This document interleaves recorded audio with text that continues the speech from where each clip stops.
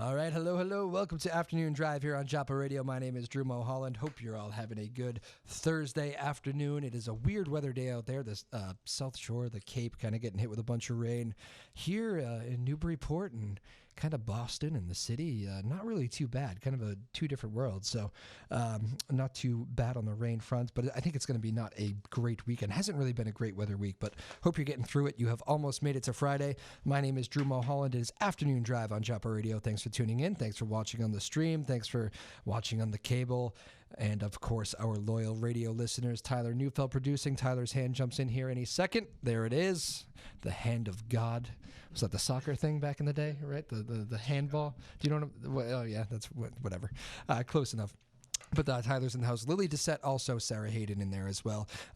Very excited. I think I teased this on Tuesday. My guest today is a good friend of mine. I call him he's my music encyclopedia. Any music questions I have, I go to this man. And a lot of times I'll do my little intro thing here at the beginning and tell you the headlines and all that stuff. But I am worried that actually the hour is not enough time for the two of us. So I'm going to get right to it. My man, Matt Phipps. How are you, my friend? Drew. Nice to see you. Nice to see you. Big fan of the show. Oh, thank you, sir. Thank you. It's it's good to see you. I don't get to see enough of you in life. That's a lie. I see a whole lot of them these days. Yes, but, we do. But he's the best. Thank you, Tyler. Tyler's always fixing levels and all that stuff. Thanks, Lily Tyler. There's Lily. Lily, put your hand in too. You can say hello. There's Lily. Lily, this is Matt. Lily? Lily Doucette, she's going to take over for Tyler. Tyler only gets us started and he runs out. So Matt Phipps, I guess the best way I can describe Matt is if you want to get into the radio business, you really don't need to go to college or anything. You can just listen to Matt Phipps. He's done it all. He's done traffic. He was at WBOS 92.9. He was the man at the river 92.5. Kids, if you know, like the river was really cool back when I was in high school. This is a big area for the river right here. It is a big area. Yeah, you guys used to have the show here, right? Yeah, we did. Right in Newburyport. Right there on the waterfront, Some big shows back in the day. Absolutely. Favorite one? You know, my favorite one was because we're a small independent radio station. Yes. Okay. I believe it said it in the promos. I mean, exactly. Yeah. I mean, independent in every way, independently owned, biggest music library in the in the state. We played a lot of music. Yeah. So we had a small budget to work with to book bands for the big festival. We do it once a year, usually right around Labor Day weekend. Yep. And when you have like $20,000 to book like 5 or 6 bands and you want to get people out there, you got to spend wisely. Yes. Do you put it all in one big band and have a bunch of newer bands open up, for pizza? Yep. Or do you kind of spread it out? And sometimes you take risks. In one year, there were a lot of these bands that I love that I thought if I booked them in January, I think by the time August rolls around, they could be somebody. Oh. And 2 of the bands I remember were Kaleo and the Revivalists. Oh, there you go. So booked the Revivalists for I bet they little paid money.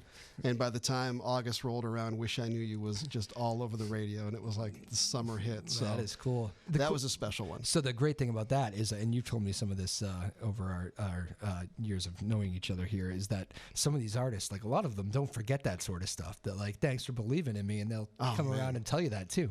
It's amazing what goes around comes around thing in music. I remember interviewing Peter Wolf at WBOS, singer for the Jay Giles Band.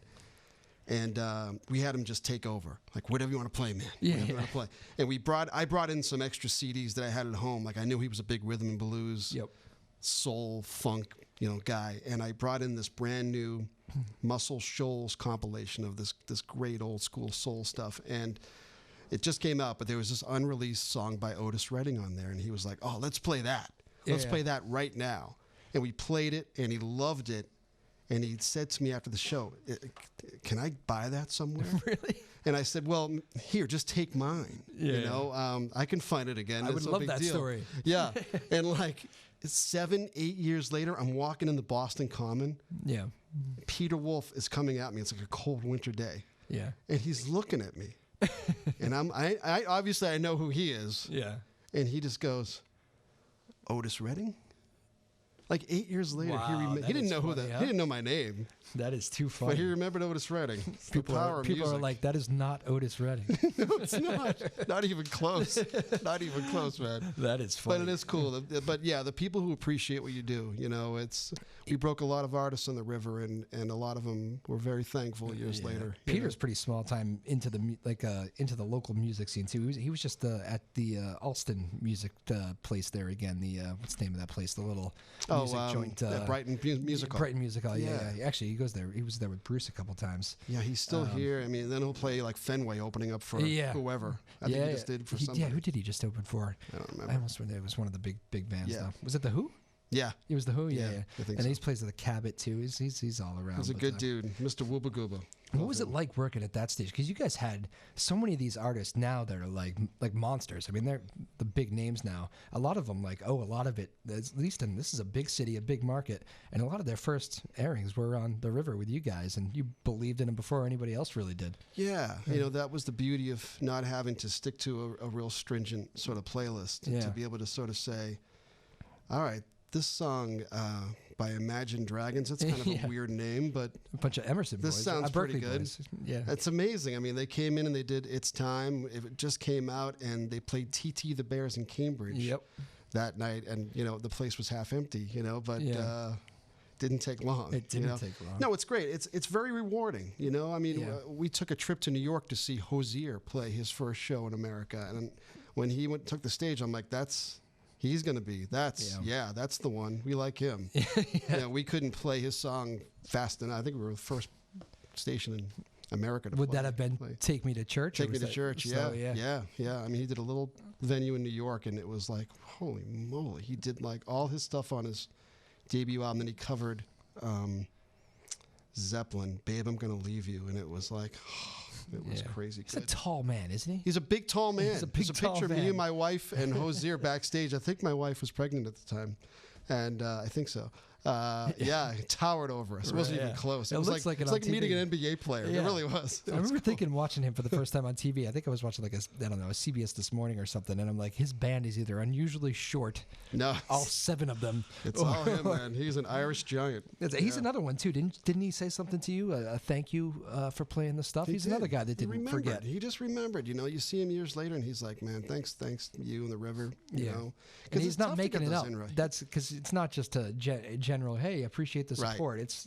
It's name dropping the river. Yeah, and don't get me wrong, a lot of them forget. Yeah. Hey, can I come and see your show? You don't remember those bands? Okay, never mind. It's fine. You don't remember those bands, do you? No, not at all. Lumineers. Oh yeah, Lumineers. Well, no, we're not going to talk about the Lumineers. Yeah, it's okay. They're doing all right. They're fine. They're doing all right for themselves. I actually had a good experience with them. I think I told you that. I saw them. It was in New Hampshire, Manchester, New Hampshire, at that arena, whatever that is. Oh yeah, Verizon, the hockey place, and it was they were opening for Dave Matthews, and it was right after Ho Hey and that album, Stubborn Love, all that stuff, and they were pretty. I could tell they were in Starbucks, so they were just like exploding, but there wasn't like a huge crowd there for the opening. Pretty good, bigger than a normal sized opening act, but not certainly hadn't banged the place out. Did a half hour, 45 minutes or whatever, and then they did the old school thing where they go back into the corridor and signing autographs, and they happened to do it. We were like side stage, and they happened to do it right behind our section. So my wife and I went back we weren't even thinking to go see them. We went to go get a drink in between, and hey, there they are. Hey, hey, yeah, the Lumineers. Hey guys, we're big fans. It's great. And thank you guys so much. Where you're from? And we ended up having like 5 minutes just to chat with them, and they couldn't have been nicer. Musicians are generally decent people. Yes, the egos get inflated and all that, but deep down, people who are that creative, I think, have decent hearts. Yes, most of them have to do a bit of a grind to get to where they are, too. Yep. I think we were just talking about an act I'm seeing Saturday night, that band Head in the Heart. You were saying you got to interview them back in the day. I did. Because I'm kind of new to them. My wife's really into them. And you know more about them than I do. But I'm going to see them Saturday, and you said they've actually been around for a while. And right now, they've been plugging away for more than a decade anyway. Just quality from start to finish. Yeah. Like they've become a little more polished. Last album was really a polished effort. It was very radio friendly, but it was still them. Yeah. But I like the older stuff, the real heartfelt Lost in My Mind and all that stuff. All right, so speaking of older stuff, a little bit about yourself, background, who are the influences, what got you into music? I grew up in a great time. I grew up, so I just turned 50. It was a great time. But everybody says that. Everybody claims that their time's the best time. But man, I don't know. I was a kid in the 70s. I had an older brother and an older sister. Yep. I just have vivid memories of my sister's room when I was like 8, blacklight posters and her playing Dark Side of the Moon. Yeah. And her bringing home The Police and me and her singing Roxanne at the top of our lungs when I was like 8 years old or however I was. So it's just very musical family. My grandfather played like the mandolin and but it just for me too loves baseball and music, and baseball was my obsession through like high school. Yep.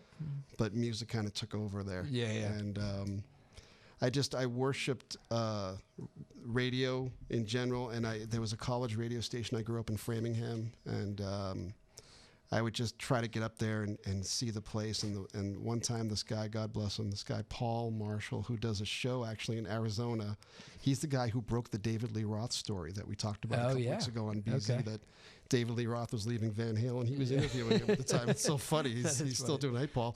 But he let me come up to his show, his heavy metal show.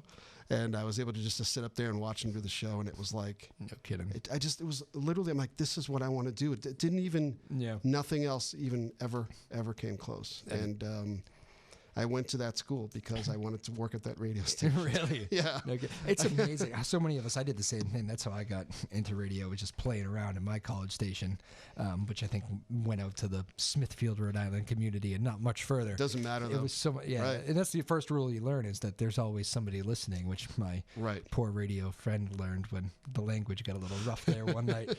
And the director came in and said, "Number one rule we have forgotten here, and you will not see Timmy back here again." Right. But yeah, I mean, that's the college radio is just the best place to learn. That's where you find your voice. That's where you make the mistakes. Yep. That's where I was doing blues shows and reggae shows and alternative shows. That's where I first discovered. I mean, I went in there being an Aerosmith, Van Halen, Zeppelin freak, and I discovered REM and the Replacements, and and then I just gravitated towards the alternative stuff and loved it. But I've got love for all genres. I know you do. You're very good. You do just as good with the. You're probably better than a lot of the new stuff. The band I'm seeing Saturday, you're better on that than I am. The Head and the Heart. I'm surprised Tyler didn't bust in here when you mentioned Pink Floyd. That is his. That's his band. That's his. He's kind of a guitar aficionado. That kid. When you grow up in the burbs, they give you like 3 albums. They give you the Boston's debut album, Dark Side of the Moon, and Frampton Comes Alive. It just comes with every house. Brad Delp. You got to Boston. You got to meet Brad Delp, or never got to meet Brad. Okay. I mean, I've seen him. I saw him and saw him with Beetlejuice, his Beatles cover band, but never really got to still going, I guess. Meet him. But I don't know. I can't picture Beetlejuice without Brad. But then again, I can't picture Boston without Brad. All I know is that Brad's voice. It's. I can't even talk about it because it's such a sad story what happened to Brad. Who's no longer with us, but that voice. And when I saw him play with Beetlejuice, it was great. Yeah. Don't get me wrong, it was really good, but it was the whole Billy Joel thing. Man, what are you doing here? Yeah. Like you're Brad Delp, and get back to playing football stadiums because you're the greatest singer ever. He just didn't care about that. Though. He didn't care about the fame. I guess that was the thing. But man, he loved music, so I guess he didn't matter where he was doing it. You're right. I think you're right. I met him at I was way too young. My dad knew him fairly well. I remember they were doing a show together. My dad, a musician in Danvers, and he introduced me as I was too young. I think I maybe knew more than the feeling, but I wish I could have done it in later years. But I just remember him big, had the big beard going, the long hair. I think he had that the whole way through. But I just remember him being extremely polite. He could not have been more polite. And I remember thinking back to that every time with the tragic ending. I remember thinking back, like, really, him. Yeah. He seemed so nice and happy, Somebody told me he was too sweet for this world. That's what I heard. He was too sweet for this world. I think that made it into a newspaper, one of those articles. But and what that band, that band is like, when that album obviously is the Boston, initial album is a mega album.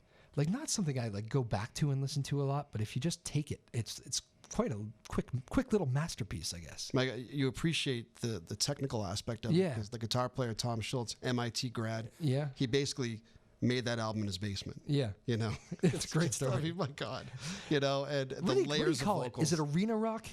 Is that, you know, they are the epitome of what it's called, arena rock. AOR, you know, that whole thing. I mean, it's Boston sort of Journey. Yeah, but not really Journey. No, it's tough because there's different shades of it, but we'll figure this out by the time the show's over. It's basically it's what FM radio was in the 70s, right. You know, the commercial stuff anyway. We had that debate. I guess it was what was the recent death that we had? And we had the debate who's the biggest kind of Boston band that's come through over the last. Oh, Rick Ocasek. Oh, Ocasek, that's what it was. Yeah, exactly. Yeah. And then you could make an argument for the Cars too. You really could. I mean, even though they have a reputation for not being the best live band, I'll put their studio work up against. Did you anybody. see the Cars live? Never saw them live either. Because they were. Yeah, that's no. Because they didn't tour much though. Towards they the really end, right? didn't. Yeah. They didn't tour a lot. It's funny. You'd think I would have, you know, if I'm growing up back then, you would have gone to see the Cars. Yeah. But it's just, I don't know. They kind of grew post prime. Yeah, they had to. Well, you know, they were pretty consistent. They had a little bit of a lull there in like their third and fourth album, but then they did Heartbeat City with Drive, and You Might Think, and that was produced by like Mutt Lange, who was the big mega producer at the time, and like 5 videos on MTV all at once, and so but they were always consistently awesome. How big did MTV push their career? It helped them because, you know, I think when MTV started, a lot of those bands in the 70s. By the way, kids, MTV is music videos on television. Yeah, can you believe that? It actually happened. No, I think a lot of those bands from the 70s were feeling a little dinosaurish. Yeah. Thinking like, man, we're going to be like out of style, so we have to embrace this medium. Yeah. And the Cars did. Their videos were fantastic. Yeah. I mean, fantastic. Aerosmith's videos were pretty bad, and then they got much better as they went along. Yeah. You know? I swear there are some bands that just do the bad videos. Like, they're like, I'm being forced to do this. So this is what's happening here. And you can tell. Yeah. You can really tell. You really can. You know. I won't give an example. Your boy Dave's made a few. Dave Matthews. He's made some good ones and some not so good ones. Yeah. What's the one you like? The Every Day with the hugs. With the free hugs. Can you believe I forgot about that one? I'm like a big Dave fan, as Matt here knows, and I had forgotten about that video. It was huge when I was, God, Every Day. That must have been middle school years. Yeah, probably for me. There's my wife. Am I right? Ready? Yep. No. Oh, there's the phone. No. I get the alert. I always have to check, make sure we don't have an emergency. That's right. Or the boss saying, stop talking about something. I get joined here by Matt Phipps, a good friend of mine. I call him my my music encyclopedia. He was at, we talked a lot about the river. Also had a stint at WBOS too, so a little bit different. That was cool. I was working before then. I was working at Metro Traffic. I was a traffic reporter for a lot of years. Yeah. I mean, like up in the copter. I did it all. What's that like, by the way? I would be scared to do that. I always think of that. I'm not a heights guy. You know what? For some reason, I always felt safe. I think I liked the pilot a lot. I only did it for like a year.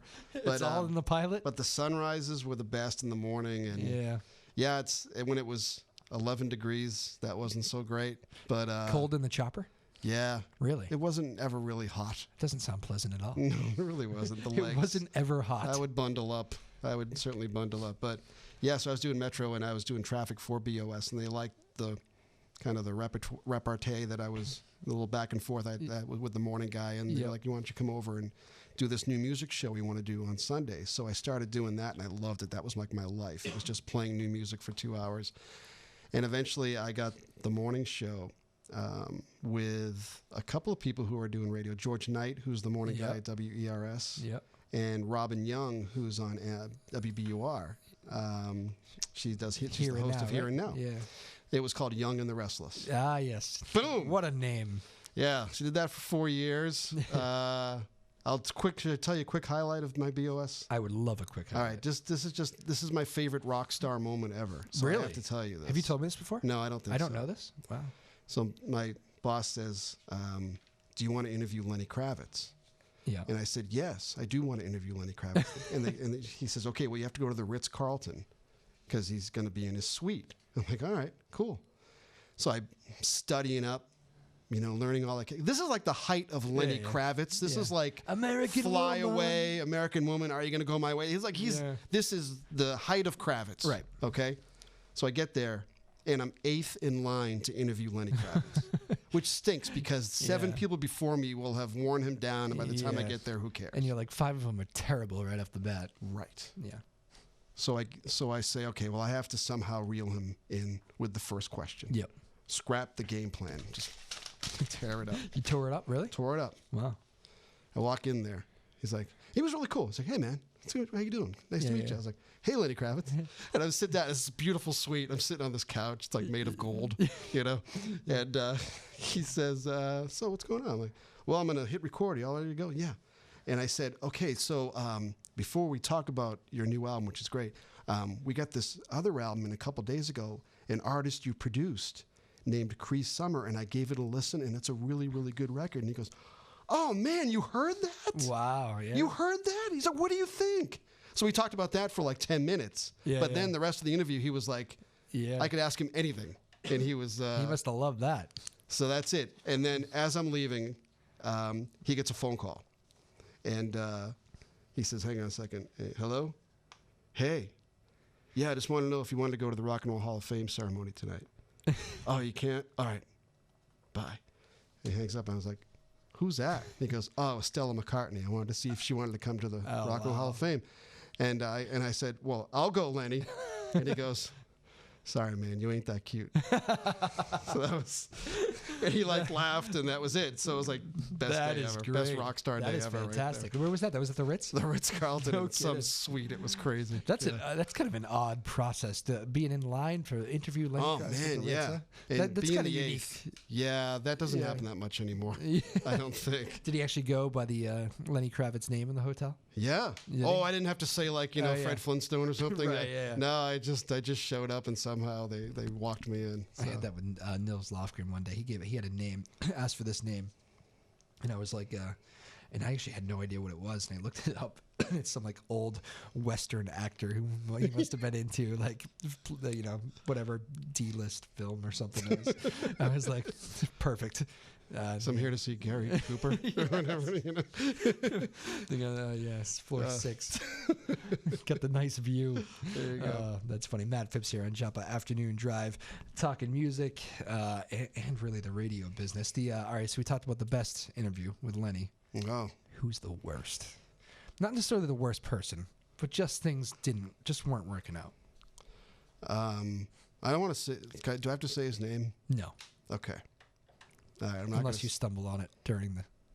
No, it was just I was at BOS, and somebody walked in who had a big hit at the time, and it was his only hit, which I feel is karma for the way he treated me. I'm going to try to figure it out the whole time, by the way. Okay, so I'm just reading This is 1998, maybe.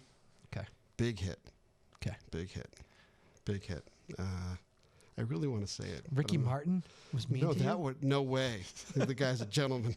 Really? No, never. No, are you kidding me? No. He is a gentleman, and I don't even know him. No. Yeah, he just came in, and I asked a question because the song sounded like somebody else, and I said, so, in this song, who are some of your influences? Because I hear some things in your voice. Yeah. And he goes, well, I'm not here to talk about me. I'm kind of here to talk about my record, and that's kind of how I want to stick to it.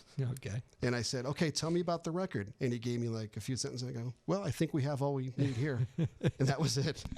And it was 2 minutes long. I actually know I'm not going to say I think I might have told you You this have before. told me this story. I now remember it. Yeah. That is funny.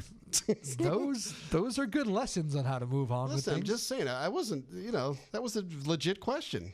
And I was going to lead into something else about the record, Here's the thing, too. You get musicians that are like, you're going to catch people on bad days, too. Of course. I know, and I get it. You're not always going to get them on the best day. Like, it's fun to be on a bus tour for 5 months with 3 other guys who haven't showered. That's right. It's got to be miserable. I always think about that. Like, I know a band that you and I are mutually big fans of. Like, Dispatch does that Last Dispatch. They hated each other. They're doing that. So their breakup was basically because they didn't like each other at that point? There was a lot of turmoil, at least like collaboration issues, like just not different directions and just not agreeing. And then I think you actually have the story where you have a theory that the last dispatch at the Hatch Shell actually had them rethinking, like, what are we doing stopping now? When Well, the simple fact that the amount of people that showed up for that show, it was comparable to the 4th of July crowd. Yeah, because there were people on like the Longfellow Bridge. Right. I mean, it was hanging from trees. Yeah, to get one last look. And this wasn't like this isn't some like hard rock jumping up and down all day band. This is like, I mean, they're this energetic band, but it's I mean, really, no, it's true. They're not Kiss. There's not lasers. They're not Kiss, yes. There's no lasers going off. It's Dispatch. Yeah, it's a lot. It's roots. You know, it's a lot of bongos, and it's it's the whole Guster that playbook. Acoustic guitar, it can speak, but. I mean, you had to have like, what are we doing? It is amazing how many people showed up for that. I mean, it is to think about, and people I think must have genuinely thought that could have been it. Yeah. And I guess, I mean, that's what you think of when these, maybe you know better now since every band has had a last tour. But Dispatch, they're the most amazing band story in the last like 3 decades. There's a band with no radio airplay who can sell out Madison Square Garden. I mean, Fish, you can say the same thing for them, but they've had a little, they're legit. Nobody plays Dispatch on the radio. Yeah. I mean, the River did. Well, the River did. I'm just saying there's stations out there who play them. I get it, but it's have that success without that sort of support. It's just all fans. That kind of sums up the River story, right? I mean, that is kind of exactly what you were going for. Oh, it's the listeners who went along for the ride, who let you steer it into the not so well traveled roads, and they go right along with you. Okay, cool, we're with you, and they were very loyal. It was a good. I had a good 6 years at that place, and I met some wonderful people, and the staff there are still people I talk with and love, and check back in from time to time. That must have been kind of a wild ride. That's 6 years. I feel like a lot happened in that 6 years because that was like the prime of the River. And for me, I remember that was like that was the station. I mean, all my buddies, like, we didn't really. I mean, I think iPods were maybe becoming big at the time, so you could kind of like. Lily's like laughing. Yeah. Did you have the Walkman too? Yes. But like I think they were like that Zima was delicious. Yeah, exactly. Like they were starting to come around, but like that was, you still listened to radio, and like there wasn't, like, radio was kind of becoming lame. But like, not the River always played like for me the cool stuff, and like a lot of my friends the cool stuff. So we were always like, that's the station. That's what I'm not hearing on the other stations. Yeah. So that's what kind of drew you. And there was a real. We got lucky with a couple of things. 2 great iconic radio stations folded beforehand. BCN, and when I first started there, FNX. 2. I mean, those were the Boston rock and roll radio stations in Boston. One way more alternative and experimental, but BCN is just the crown jewel of Boston radio. Everybody who's a big music guy like you that I talked to at the time could not even fathom BCN folding. Yeah, and our friend Bradley J. Did the very last broadcast, and I remember sitting there by the radio, listening to it, and just being like, "This is not happening." Really? And he picked the best last song too. What do you go with? I don't know that story. That was like, what's Bradley going to play for the last song? And he played "Shine On, You Crazy Diamond" by Pink Floyd. It was just what a swan song. And then it was just static. I never knew that story. That must have been a big moment. I never moment. thought of that. The last week of BCN was like their best week in years because a lot of the old jocks came back. The format went out the window, and they were just playing kind of what they used to do back in the 70s. It was very free form, very cool. But I mean, there's a time for everything, and I think they had run their course. But as I said, so those stations folded, so a lot of people came to us to say, listen, you're the last bastion of something we can hold on to and ride with on a day-to-day basis, and it was. The listener response to what we were doing at that time was pretty great. How does bring it back to Newburyport here for a second? How does the big concert scene here happen? Does that is that just an idea? You know what? Yeah. Let's bring our musicians out there. It happened before I even got in there, and I don't know how the actual location was chosen, but if you watch video of any of the shows with the water in the background behind the stage, I mean, I remember Beautiful. Toad the Wet Sprocket doing Walk on the Ocean with sailboats just sailing right by them. And it's like, that's just, how does it get any better than that? You know? That's Prince with the rain during Right. Purple Rain at the halftime. At the Super Bowl, right? Yeah. I mean, it was, and there were years where the crowds were so big. I know that Newburyport loved and hated the show. Yeah. I know that. I know the businesses loved it. I'm sure a lot of people in Who hated it? Police? didn't like A lot all of them. extra police? Yeah, there was a lot. I mean, we took over. We took over that area. The mayor. Well, I'm not sure at the time. Well, she probably was, at least for a couple of them.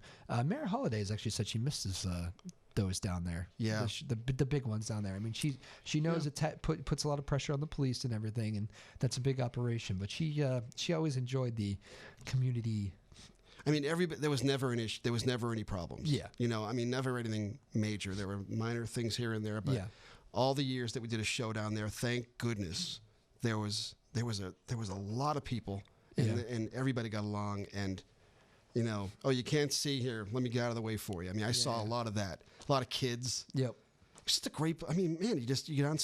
You walk there. You put your chair down. There used to be this. We used to take this picture the night before Newburyport.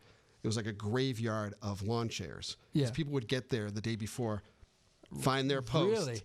And then, we'd go there and have our pre-party at the firehouse.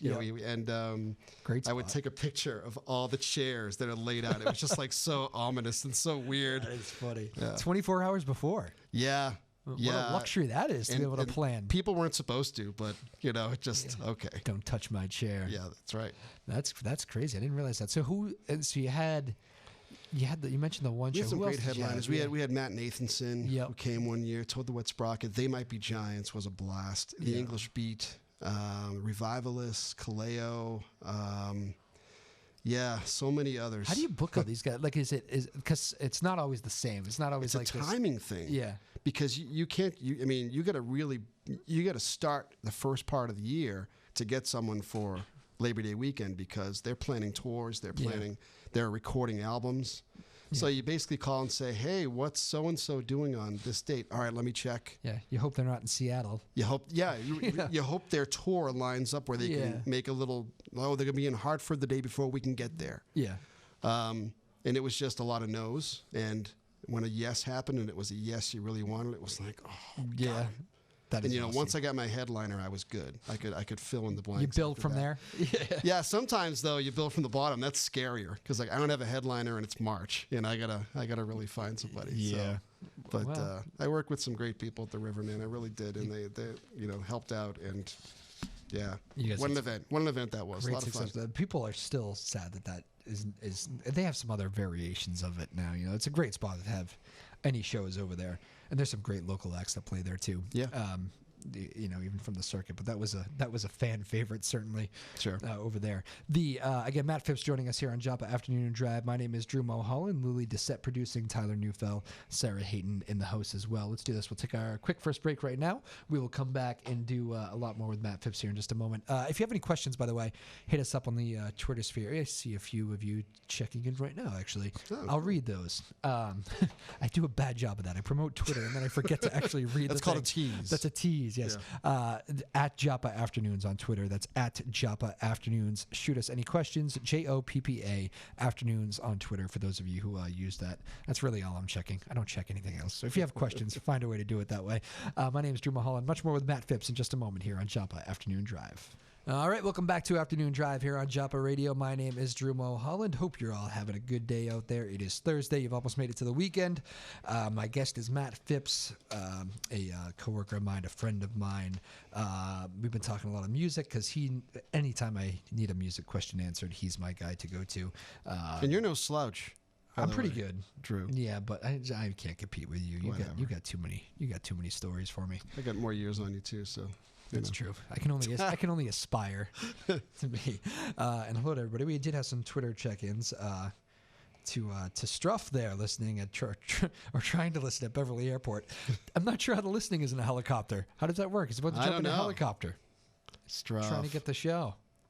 I have no idea. Did you ever listen to another station while in the helicopter? You can. Can you? You can dial around. Can you? Yeah. I've never been in a helicopter. Absolutely. So that probably seems otherworldly to you. But I have never flown in a helicopter. How many helicopter rides have you done? Oh, over 1,000. Over 1,000? Oh yeah. Oh my goodness. For sure. That's a lot of up and down. Yep. You ever get like scared just like sitting there? Like it just stays there over something? The first time you take off it's not like a plane going down the runway thing. It's just up. Yeah. You know, and just oh my goodness, terrifying. Yeah, I'm terrified just thinking about it. I've had nightmares about like I remember a guy we used to work with back in the day at BZ, Joe Matthew was telling me he did the it was one of the parades, one of the early championship parades. And so they sent the chopper up and put him in it. And he's not a big heights guy either, so we kind of related in that regard. And he's up over the city, and like he's like, yeah, I didn't like it at all. I'm trying to like report on this, and I'm looking down and like, yeah, there's a lot of people, but I'm nervous. I don't like heights anyway. Then all of a sudden, you see the confetti start coming up, and you're looking at the pilot like, is that good for the blades? The blades are spinning. Yeah. I remember thinking that I would probably freak out about must too. have been Confetti in the horrifying. blades? Yeah, that sounds horrible. Can you imagine? Yeah. That story always stuck with me. I thought it was horrifying. Anyway, have a good flight there, Struff. I'm sure it's go get him. Sure, it's a nice afternoon to fly. And thanks for listening. Speaking of, how long have we been working together here? That's when we met here, when we joined each other at WBZ. Was that? Yeah, that was a little over 2 years ago. More than 2 years now. Yeah. Crazy. Time flies when you're having fun. Matt and I get up very early in the morning. Yeah, this is like our nap time. It is. Except on Tuesdays and Thursdays. We're gonna be tired tomorrow. Yeah, that's all right though. This is fun. It's early, but we work with a good crew. It is good. It's good kind of the key. Crew. It wouldn't work, I don't think, if it was a bad crew. People would lose their minds, I think. Yeah. Don't you think? Yeah, I do. I'm proud of what we do there at BZ. Yeah. You know? It's good stuff. It's amazing that it's just the radio is it's a crazy you know. If you have fun with it, it can be great. Yeah. I've ridden the roller coaster. Yes, there's been. And I'm still on it. You know, stories of not having fun with it. Certainly. Yeah. What's the? So let's see. We did 2.5 years. So you were there. So you've been through the transition from Boston to Medford with our place. Yeah, that's right. We moved. It's kind of crazy. Yep. Whole new operation. Really, it's kind of. I mean, there's been a lot of changes, but the station has stayed the same, which is kind of a cool thing. Yeah. I like the fact that we stay true to who we are. It's really a Boston landmark, and the media gets bashed a lot, especially the news media. Yes. And I like to think that we keep it impartial and rise above the fray, and we're very careful about what we put out there. And I just think that what we do is what the world needs. What the world needs. That should be a T-shirt. Or make T-shirts. We have slightly different routines because we have different hours. Yeah. Although you've been working my hours this week, which is fun. But it's about the same anyway. Yeah. What is your? You ready to scare the high school kids? There's a push here to start high school later in Newburyport right now. What time, Lily? Do you know what time they want to start school? 8 or 8:30. They want to start at go back from what time? 7:30. All right, they want to go from 7:30 to like 8 or 8:30. Right. Start school at 8:30. And you're in school till like 4:30 or 6:20. what? Is it? Currently 2:20. Yeah. And that would push it to 3:20. Yeah. I'm down with that. The later start time. Yeah. I think I would be too. I don't know. It's tough. I was a kid. I like to sleep back I take the extra hour sleep. It's an argument to be That's made. still not too late. 3:21 is not bad. 3:20. It's not bad. Little bit less time on the school athletics fields. Sunlight. Yeah. Makes it a little tougher. Daycare gets a little tougher. These are the arguments against. Yep. You get the. What's the other big argument? Of course, kids will just stay up later. Is the other one. Kids will stay up later. Yeah. Traffic may be a little worse at that time too. I don't think parents in general seem not to love it, but yeah, kids seem to like it. Yeah, and parents have to get to work. Yeah, that's another big one. Yeah. You could see why it's a big debate. It is a big one. Have you switched already? Did you just switch sides? Thinking about it now. I mean, you got what? Thomas, how old? I got a 4-year-old. Yeah, you're not really too worried about that at the moment. No, he's just out of preschool, but his hours are perfect for me because he gets out kind of when I get home, so we get to hang in the afternoon together. That's the one good thing about getting up at 2:45 in the morning. Things, actually, you know what? Half the battle really is getting up. It's once you're up, you're going, you're off and running. Yeah. you try to stay awake, but I actually like being out. I'd rather do that than be out on the late side. Like, I'd rather be out at noontime than 8 or 9, you know? Yeah, I'm done. I'm with you. I've done that shift too. That's tough.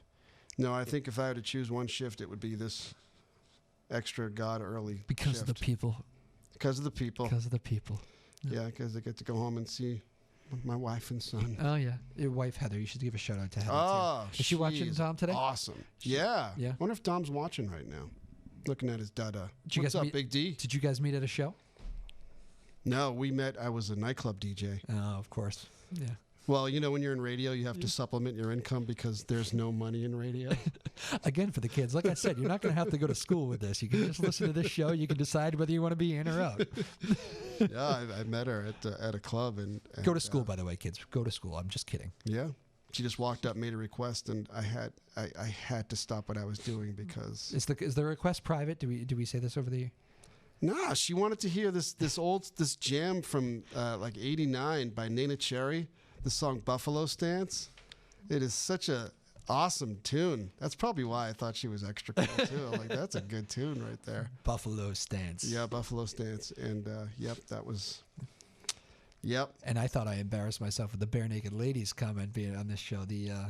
Can you believe the kids didn't know Bare Naked Ladies? I'm not over it yet, Phipsy. Yeah, that's funny because you had some kids in and you mentioned BNL and they were like, "Who's that?" High school. But remember, High that school was kids. 1 week was 20 years ago. That is weird, isn't it? But it's Come fun. on, chickadee China, Yeah, exactly. Chinese chicken? No, What- nothing. Actually, no. Once I started doing that, Yeah, they were were like, "Oh, that's them. That song, That's yeah. them." Or, "Oh, They- they're the $1 Million Did they do song." All Star? Yeah. No, that's Smash Mouth. yes. Come on. It is actually amazing how many people confuse those two bands. I did. I think I probably did it too back. I don't know. Oh, that year had a lot of bands that Yeah. were like, you know. I got to see Smash Mouth front and center. I was at the Yeah. Home Run Derby, at Yes. Fenway Park, 1999. Oh, As you can imagine, a big year to come out with All Star. right. And they played the center field bleachers. One of the very first Fenway How concerts. come I don't remember that?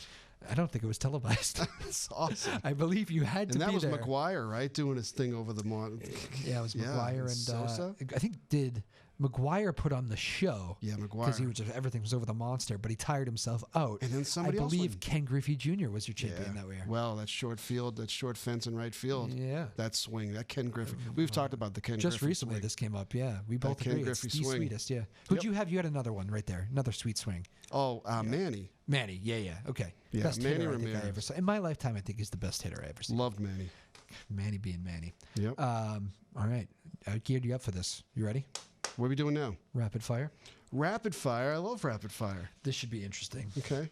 You're not supposed. I mean, you can. I'm pretty lenient with it, but you can. You're really not You supposed got to to be hesitate. quick. You got to be quick. All right. Okay. Yeah. I used to play rapid fire tic tac toe with a friend of mine Yeah. in class. It's wild. We used to because you could tie if you take your time every time. Right. So you couldn't think about it. You had to just make your move. We would fill up pages. It's besides the point. Another thing for you Yeah, kids to do. okay. All right. Yeah. Tough one right off the bat. Go. Favorite musician. Just musician. Oh yeah, that's the one. My God, I don't know.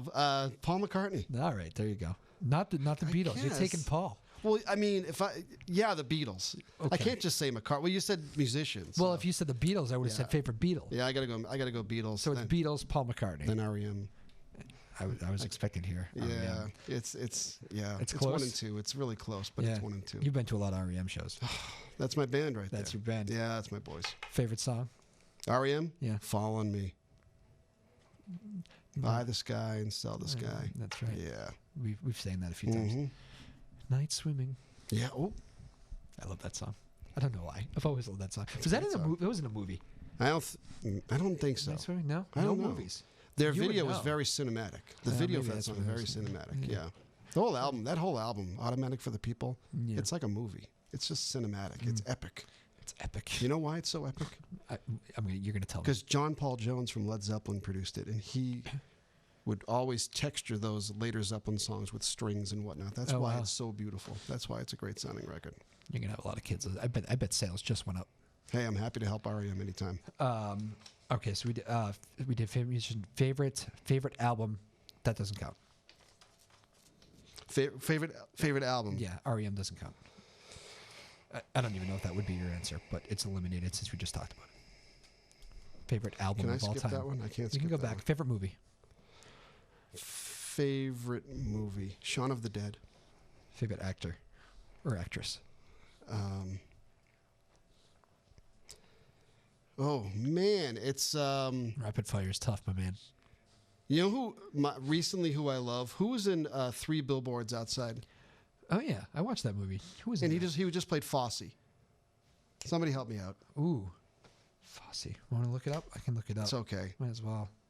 I could just go Tom Hanks too because everybody loves Tom Hanks. Everybody does love Tom Hanks. Wait a minute, somebody's coming in. No, I guess not. Somebody's running in to tell you. What the heck's his name? My wife's gonna text me any minute. Yeah, Heather, text him please. Because I can't do this. My reception's bad. It's terrible. Sorry. I'm not going to give away the provider. Just go with Hanks. It's fine. Fine, Hanks is fine. Nobody could play. We had to choose one man to play Sully Sullenberger, the hero. Tom Hanks. That's right. Of course. It had to be him. Favorite class back in the day in school? Favorite class? History. History. Because I thought about being a history teacher. Oh, yeah. I did. Your path went a different way. Yeah, it sure did. Radio. both underpaid, but that seemed to be the theme. The teachers are underpaid, aren't they? No, it's not. That's a whole hour talk show. Yeah, we got to start. Yeah, we can't take this till 5. No. Favorite food?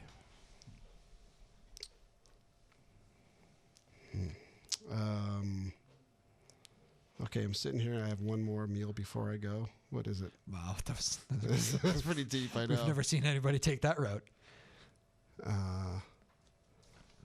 I'll go with chicken tostadas at Sol Azteca in Newton.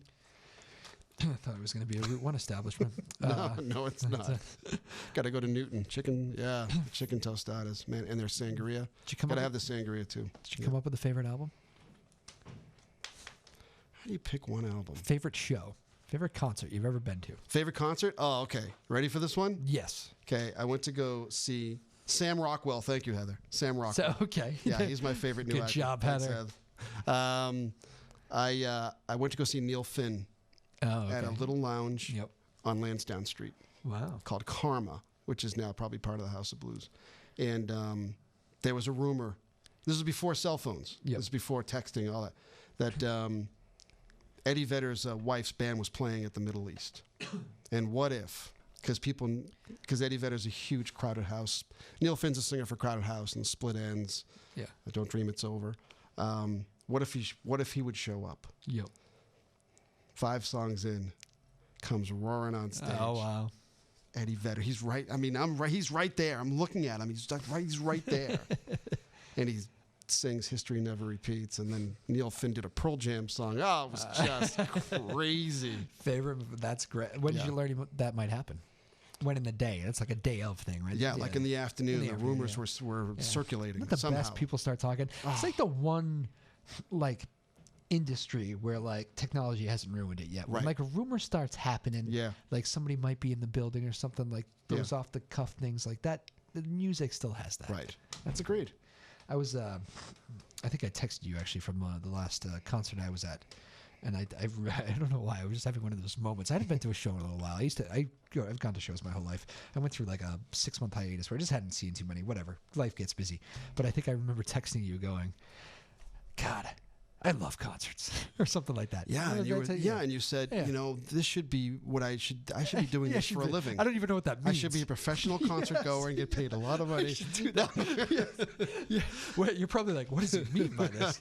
Does he mean the front man? I want that job too. So if you find 2 positions open, please let me know. When I open that company. Yeah. Whatever that company is. That's the answer we didn't know how to respond Favorite to. album. I can't. You played a little drums back in the day too. I did play a little drums back in the day. How was the band? Would you like to name drop?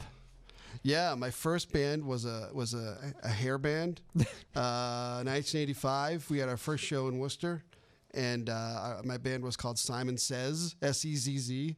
It's very important. Simon Says.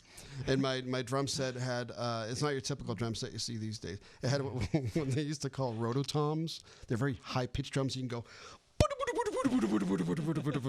Very important. The rototoms have gone way out of style now, but I loved my rototoms. Every drum fill had...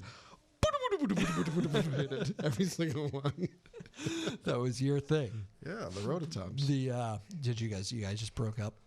Yeah, we had one gig. We opened up for this other band, and our singer's dad was really rich, so he like chauffeured us there in like a van. Oh yeah. And brought us back. We were like, I was 16 years old, you know, and we're playing in some club in Worcester. Wow. But it was memorable. That is funny. I had my moment. Simon says. Simon says. It's not horrible. No.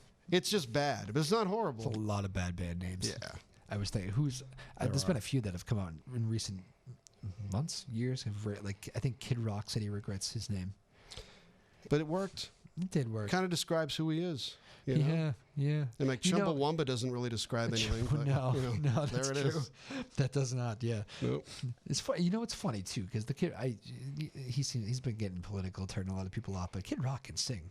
He's got a good voice. Listen, you got to give him credit. Yeah. He knows his audience. Yeah, he does know his audience. And he did the rap thing for a while, and then he said, "Okay, I'm probably getting old to be." Did he sell out Fenway? How did that happen? Yeah, that's confusing. I think somebody opened though. Probably got a little help. Yeah, it's like Kid Rock and somebody. Like the Eagles. No, that wouldn't have happened. Worked. That would not have happened. Yeah. Fenway shows. Thoughts? They're sound wise. Forget about it. You know, it's not never ever going to be good sound. I will give them credit. I think they're getting better. Yeah, they might be. Like from whatever early 2000s when they first started rolling them out. I remember that. Remember the first one, like when Bruce and E Street came back around. The sound was just terrible. Yeah, terrible. I mean, there are moments. We've been to a few of them, luckily, and like I saw the Police reunion show. I mean, that was you never thought that would happen again. Yeah. And when Aerosmith played, Steven Tyler got on top of the Green Monster and did "Dream On" on his piano. It was just like, this is cool. You know, that's well played. That is well played. See, that's how you do it. You play the stadium. Yeah. You know. And Bruce was shouting out the pesky pole. I remember, talking about that. And, that was the later time. Yeah. So he had just passed away, Johnny Pesky. The Aerosmith. Any run-ins with them over the career? No, never. I met Brad Whitford, the guitar player, the other guy in a P.F. Chang's. Okay. Naturally. Yeah. Right. It was with my wife. Yeah. And I got to say hi to Brad Whitford. Yeah. Because I got to tell him about a song I love that they never do live. So I walked over. I was like, "Hi, Brad Whitford. I work at so and so, whatever.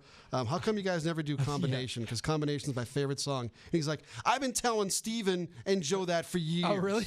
And they started doing it recently too. No kidding. It's one of my favorites. He was on your side with it. Huh? He was there. That is funny. He's like, "If I play Dude Looks Like a Lady one more time," it's like, "Oh, we're gonna go."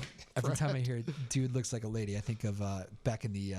I guess was it Walkman or probably CD player days. I think it was probably CD player days because I'm just thinking of my cousin's age. But one of my younger cousins, in college, not too young, but when he was like a kid, like whatever age you are when you start listening to music, I was probably middle school, high school, and I had the Aerosmith greatest hits. I was just discovering Aerosmith, right? And I was like, wow, this greatest hits album is awesome. Couldn't stop listening to it. So my cousin was curious, what are you listening to there? What's in the old earbuds? And I said, it's a band called Aerosmith. Can I get a listen? Next thing I know, for the next week of my family's vacation, aunts and uncles all around, he's going, "Dude looks like a lady." There you go. Look what you did. Yeah, and then, Andrew, yeah. Do you have something to say for yourself there? And I said, no, it's a fine song and a fine greatest hits album. And the Boston band. And a fine band. And you know what? I'm going to send an homage to a Boston band and say the Cars debut album is one of my favorites. So I'm going to go with the Cars debut album. Yeah. Man, that's a good record. That's okay. Good answer. I like that. Yeah, and I remember my brother and sister got it for Christmas. Yeah. And I ended up getting pajamas from the same aunt. My aunt said, "Here, Debbie, Cars debut album. Here, Mike, Cars debut album. Here, Matt, football pajamas." You know what's funny about that story? 8, I've heard that story so many times. That is a story. It's a true story, though. To the Phipps family, I would like to say how much that tormented him over the years. They were nice pajamas, though. Yeah. I'll give her credit. They were good. That is funny. Do you do the thing where when an artist dies, you listen to him for a while? Yeah, I do. I've been trying to tell my wife this. It's not a weird thing. Like she's like, it isn't. She's like, oh, somebody died, so you're going to listen to it for the next month. It's your way of grieving. It's your way of paying tribute. Like when I got into the car the other day or a month ago, I said, "What Eddie Money song am I going to play?" Right. I'm going to go with this one first. Yeah. And I cranked it up, and I was Even like artists I was that 13 again, singing "I Think I'm in Love." You know, I was rocking out. You know, even like the Cars, like that wasn't my era. I had to play catch up with the Cars. Yeah. But like I feel like I didn't quite give them all the time that they deserve. So here's my tribute. you go right back. I go back. Yeah, Unbelievable. That's it. Can you believe it? that flew by. That was a lot of fun, we man. moved. Thanks That for was blessed. having me. This was a lot of fun. This was a blast. We're gonna do Yeah. it again sooner rather than later. We will. Thank you, Heather, Thanks for for watching. being a the great board. worker and a great friend. This guy, he's awesome. Right back at you. I can't do my job without this guy. Oh. Matt Phipps.